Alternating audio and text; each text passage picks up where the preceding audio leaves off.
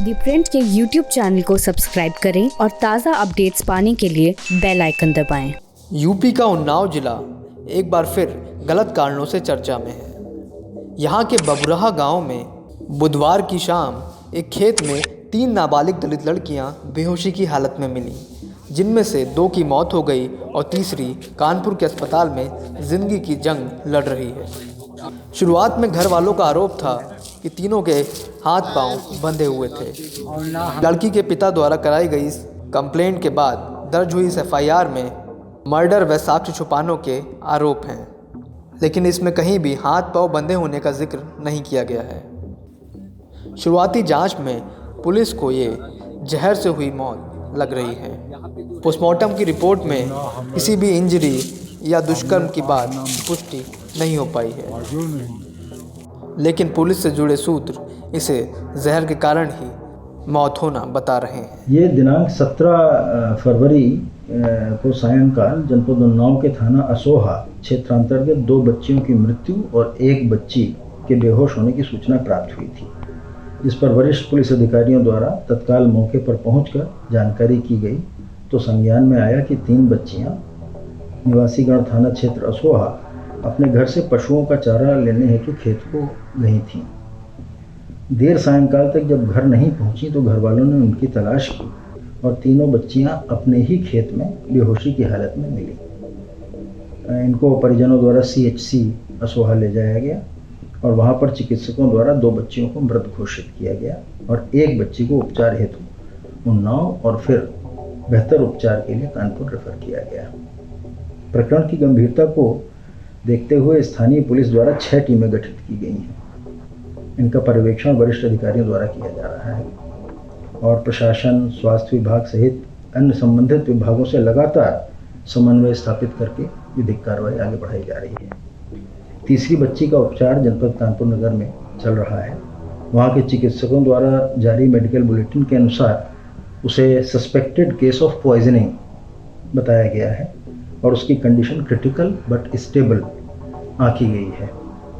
2 अन्य बच्चियां जिनकी दुर्भाग्य से मृत्यु हो गई है का पोस्टमार्टम एग्जामिनेशन डॉक्टरों के एक पैनल द्वारा संपादित किया गया है और उनके शरीर पर किसी भी प्रकार की मृत्यु पूर्व या बाह्य चोट का होना नहीं पाया गया है और मृत्यु के कारण के विषय में अंकित किया गया है कि cause of death could not be ascertain, viscera preserve for chemical analysis. तो इस प्रकरण के अन्वेषण में हम विशेषज्ञ जो हमारे फॉरेंसिक विशेषज्ञ हैं उनकी सहायता ले रहे हैं और जो सभी संभावनाएं हो सकती हैं उनको देखते हुए अन्वेषण को वरिष्ठतम अधिकारियों के पर्यवेक्षण में स्थानीय स्तर पर आगे बढ़ाया जा रहा है। पीड़ित परिवार के घर से लगभग 2 किलोमीटर दूर ये खेत हैं जहां पर ये घटना घटी। इनके परिवार के एक रिश्तेदार बताते हैं कि उन्होंने जब देखा तो हाथ पांव बंधे हुए थे, लेकिन इस पर अभी तक कोई भी स्पष्ट नहीं हो पाया है। चंद्रशेखर जी, क्या था मामला पूरा? अब साहब यहाँ पर नहीं आ पाए हैं। हाँ। हम जानवर चरावे गए हैं। हाँ। तो हम रास्ता भी 5 बजे घर पहुँच जाते रहे। हाँ। तो 6 बजे हमारा हालान। हाँ। जब हमारा नहीं पावा हम हरा पे अकेले हरा बांधा। हाँ। और घर के लोग ढूंढे नहीं करे। 6 बजे आप लोग निकले? हाँ, नहीं और लोग पहले निकल गए। हाँ। तो ये आवाज़ उड़े उड़े खतन मारते रहे। हाँ। फिर यहाँ पे मिली तो जब नहीं आवाज़ पाई तो कहीं चलो देखिए अपने खेत में देखी। हाँ। तो यहाँ मिली रहे। तो क्या इनमें इनके कल ये बातें आई थी कि इनके हाथ पैर बंधे हुए थे, तो क्या कितनों के बंधे, क्या था? वो साहब दुपट्टा से रहा। दुपट्टा से बंधा हुआ था, गला बंधा हुआ था। अच्छा, कितनी लड़कियों का? तीनों का? तीनों का। अच्छा। क्योंकि उनके एक पिता कह रहे हैं जो एक लड़की की 3 में से 1 बंधी थी। तो साहब पहले आ रहा है। अच्छा, वो पहले। मगर हम जब मिली हमका तो तीनों का नाम बराबर दुपट्टा रहा है। मैं बंधा मतलब पूरा बांध रखा था, खाली पड़ा हुआ था? 3 खड़ा लपटे रहा है, लपेट गाठी न लगी रहा है। हाँ। क्या झाग वाग भी मुंह से निकल रहा था ऐसा? नहीं साहब, हमारे आगे कुछ नहीं निकला। अच्छा।